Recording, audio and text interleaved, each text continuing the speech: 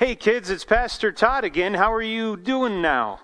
You know, it's been, I guess, a little over a week since I talked to you last, and I don't know, what do you think about what life has been like with the coronavirus going on around us? It's probably kind of exciting at first, having school canceled, being at home a lot. Maybe you don't have to get up at any particular time, and, life's a little more laid back. But if you're like me and some of my kids, you start getting a little restless. You're wanting to maybe get back to school. You miss seeing your friends. Maybe you're kind of upset that you haven't had any of your sports practices yet or anything. And maybe you're starting to get a little grumpy about this. You know, life doesn't always turn out the way we plan. In fact, life can be really upsetting sometimes. It can be really discouraging the way our plans fall apart. And you know, what we're experiencing with the coronavirus, it's happening around the whole world. And nobody's ever lived through anything quite like this. None of us that are alive today, anyway, have ever lived through anything quite like this. And maybe you're getting a little frustrated with it right now. But I have a little object lesson I kind of want to share with you today when we talk about circumstances, the situation we're living in, and how it changes around us and we're not always happy with it. Maybe this will help you out a little bit. First, I want to start by showing you my tarp. You see my tarp here? And, my tarp's not in very good condition, is it? You see it's kind of ragged and there's those strings hanging down. It was a really big tarp that I had. I had it over my camper, and the strong wind one day ripped it right down the middle, and all the threads are coming apart now, but it works pretty good for covering my wood. But you see all those little threads, they keep coming loose and blowing around.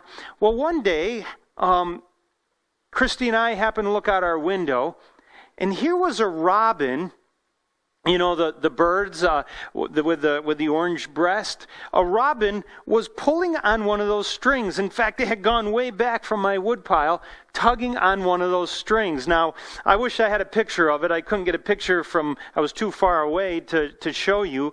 But here's this robin tugging on my tarp that's really just a mess. It's a shredded mess. And she's pulling one of those strings away. Well, a little while later, we saw her. We looked out. I think it was the next day we looked out, and we saw the robin in the tree with one of those strings in her mouth, and there were some of those threads caught up in the branches of our tree, and some of them are like 6 and 8, maybe even 10 feet long, and they're in the wind, flopping around.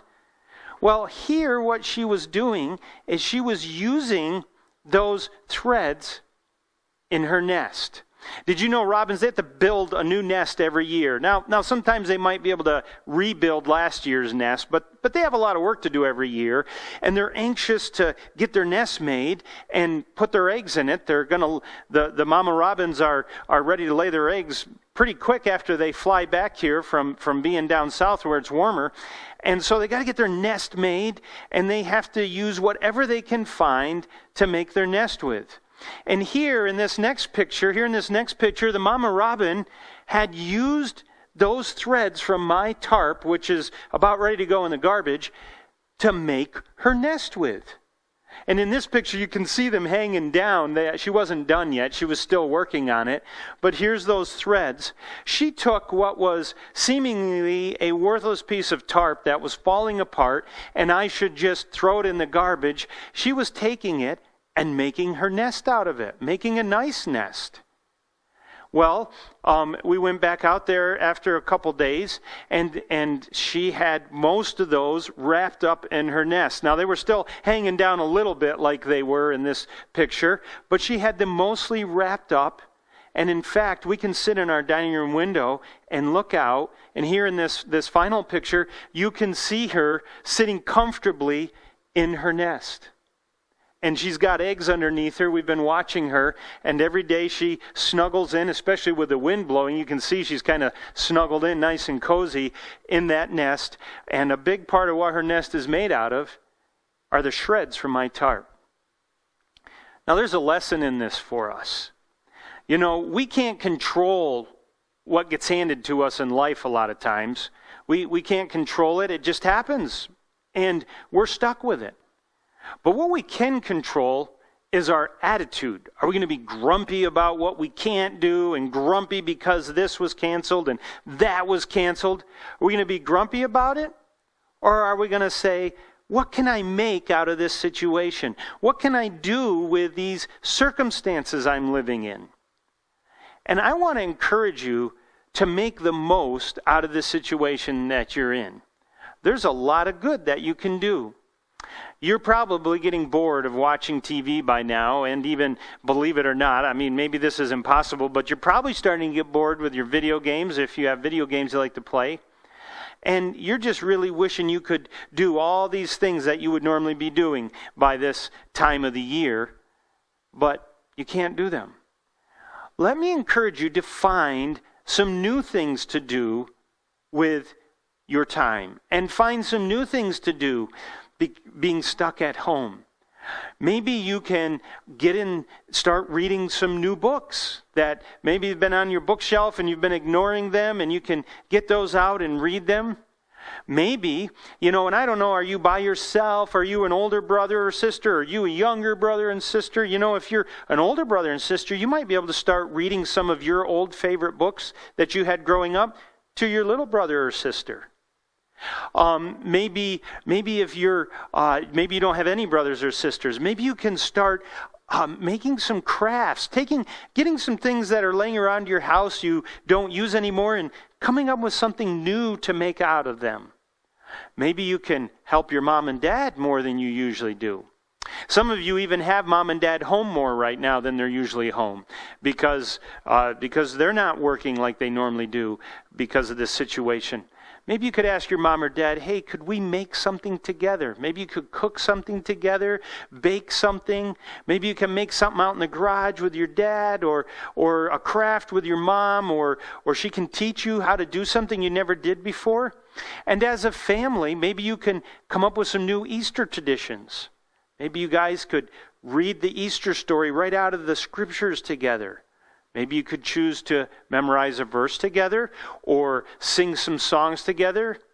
If you guys have internet that you can log on to, there's a lot of people, a lot of well-known, famous Christian musical artists that are making videos for you to sing along with them. They're doing little concerts from their house.